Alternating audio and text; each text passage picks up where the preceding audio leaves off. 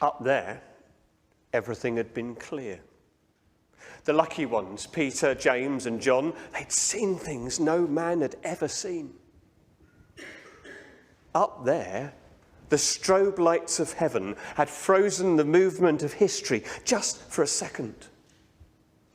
Lawgiver, watchman, Messiah and disciples had been caught up for eternity in a moment, or a moment in eternity. Dazzled by the brightness, confused by the strangeness, Peter had babbled incoherently about building shelters as if such figures actually needed them. A voice from heaven soon silenced him. After that, they stumbled down the mountain behind Jesus like the groupies they were. Down, down, and down into the valley. Down to the foot of the mountain. Down to the old, familiar, drab and unexciting earth. Down to a scene as muddled as the one which the lawgiver had met at the foot of the mountain so long ago. There were the disciples, some of them hanging around like extras not yet required on set. Others were on the ropes, the crowd jostling them and the lawgivers haranguing them. And there was a sullen, haunted-looking boy, his hair plastered to his slightly misshapen head. His stick-thin arms bore many scars and wheals as if he'd overdosed on harm. His eyes bulged slightly, as if pressed up against a pair of keyholes to peer in on what passed for normal life. And at the centre, a humble, broken man, utterly unabashed to be on his knees in public. Desperation has no room for dignity. He looked at the face of Jesus and recounted the sad litany of insanity and harm which had scarred the boy inside and out. He ended his plea with a sideways glance at the fearful disciples and said, "I brought him to them, but they could not." If you close your eyes now, perhaps you'll still be able to hear him. Listen more carefully and you'll hear that his is not the only voice. In fact, there's a whole crowd standing behind him, stretching off as far as the eye can see. It's a crowd so big that it snakes away beyond the mountain and away beyond the borders. It's a crowd so deep that its members must stand in other eras and other centuries to be in on the act. Some voices are loud and others are soft. And some are deep and others are shrill, yet like a mantra, they all seem to be saying the same thing. Brought to your disciples, and they could not. I brought my wife to the disciples of Jesus, and they could not. I brought my father to the disciples of Jesus, and they could not. I brought my vulnerable daughter to the disciples of Jesus, but they could not. I brought my neighborhood to the disciples of Jesus, but they could not. And in the end, all the sound blends into one, like the insistent beat of waves on the seashore. It's still there in the ears of the disciples, long after the spirit who tortured the boy is sent packing. It's still there when the crowd breaks up and seeps back into the landscape from which it had come. It still pounds on the shore of their minds, still laps at their feet, teasing and accusing and grinding them down again and again, those same words, but they could not. And at last, with a word from Jesus, the angry sea was calmed as others had been before. It's all about prayer, he said. This kind comes out only by prayer. At which point, Mark, nicknamed Stubby Fingers by the early church, falls silent. Story stops. And frankly, I'm tempted to do the same. When I think of every time I've said to somebody, well, all I can do is pray, as if it were a small thing. When I look back over 4 pastorates at every prayerless initiative and wonder why it didn't bear any fruit. When I count up the number of times I have said to somebody and meant it, I'll pray for you, and done it once. Now listen, if any of you are prepared to admit that you could join me in that particular club, then I've got 2 things to say to you this morning. Get back up the mountain and get back on your knees. Get back up the mountain. You know, I'm fortunate enough to live near the most beautiful mountains in North Wales. Snowdonia, or Eryri, as it's now referred to, is only 40 minutes away. In 50 minutes, I can park my car in a lay-by at Capel Curig and stare at the wonder of a horseshoe of mountains all around about me, particularly spectacular at the moment with the snow on. But do you know what? I only ever go there when I've got visitors. And it's not because I don't have time. Actually, I do. And it's not because I don't love them, because I really love them. And it's not because I don't know the way. I do know the way. It's because I can't be bothered. You know, when I was caught up in the busyness of ministry, I used to think that the thing that was stopping me from going up the mountain was that I was too busy. Nonsense. Because now I'm not doing full-time work. And I still don't go up there. Now that my time is my own and I can plan my day,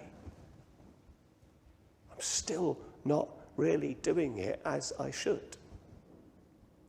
And it wasn't busyness, and it wasn't the weight of pastoral expectations, and it wasn't all the things on my desk. It was a lack of discipline,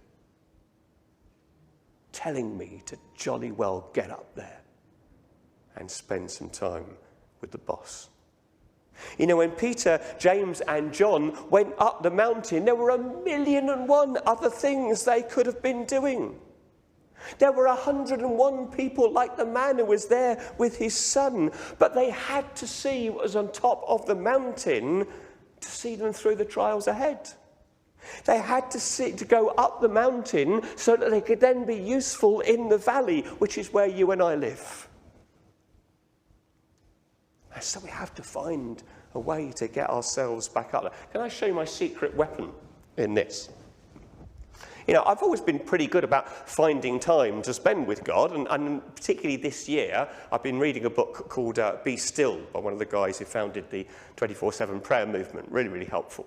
And that's been pushing me to do it a little bit. I thought, okay, Richard, not doing too badly here. And then I actually checked, and here's me thinking I was spending a good amount of time doing this. It was probably about 14 minutes. And I thought, that's great, spent time with God this morning. 14 minutes! And here's the secret weapon. I was quite worried that the scanner at the airport would pick this up as being a timing device in my case. Well, it is. Look, it's a little miniature carriage clock. Used to sit on our mantelpiece at home. And I get that out, and at the moment, I'm hoping to change it, but at the moment, I do not move from that seat where I've got my Bible open until half an hour's gone by. Simple, simple thing. But without it for all of us, we're suffering and the world is suffering because we are not the Christians that we need to be. Because we're not going up the mountain and we're not spending time with him there. So get back up the mountain and get back on your knees. Isn't this awkward? Look, here I am in front of the church. Oh, you're all feeling uncomfortable now. But I really mean it. I really mean it. If you can, get back on your knees. Because it will remind you of your complete and utter and shameless dependence upon God. Get back to that place where you say, well, I can't, but you can. And I really, really need you, Lord. You know, I mentioned earlier on that I'm a widower, have been for 7 years. I hate the evenings. I hate the evenings, they're too long. And the tears will insist on coming quite unbidden. I also hate the fact that when I had to replace a little two-person sofa that my wife chose because the dog has destroyed it, that the only seat I could get that was the same size is called a love seat. Not great to buy as a widower.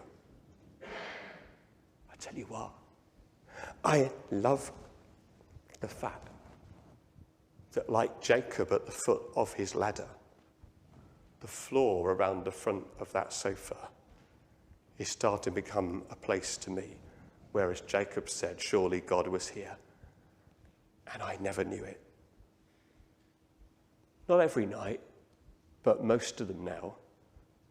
When the TV goes off, which is the kind of the moment of truth, and it's time to go to bed, and I hate going to bed. The tears flow, the glasses come off. I get down on my knees, and I am starting to rediscover an urgency to prayer that I have not known since I was in my late teens.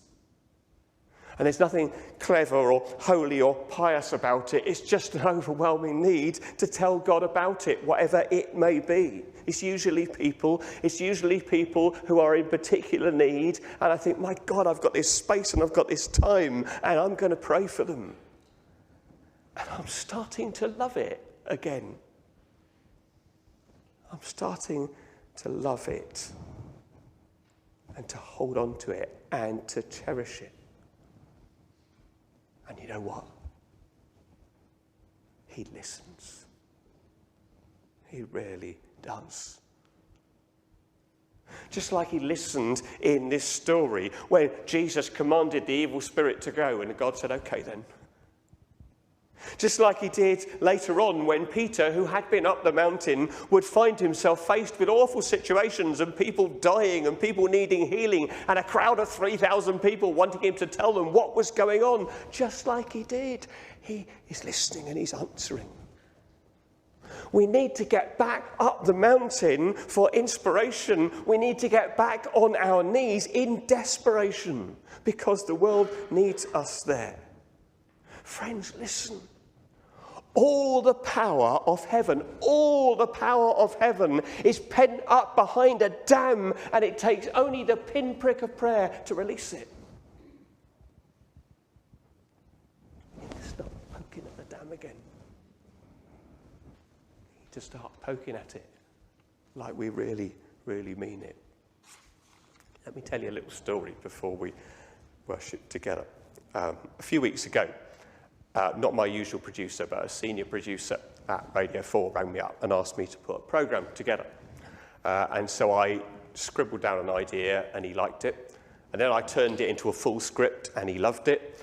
And then I went away and I recruited 3 guests for the programme and I coordinated all the logistics and there was a plea put out for permission to record in a little chapel down the road near me. And then it got scotched. Instead, it will be a programme centred around the Barbie movie. And talking to my usual producer, in, I have to say, a little bit of a huff, I said, ousted by a plastic doll. And he said, brilliant title for a book. Autobiography, anyone?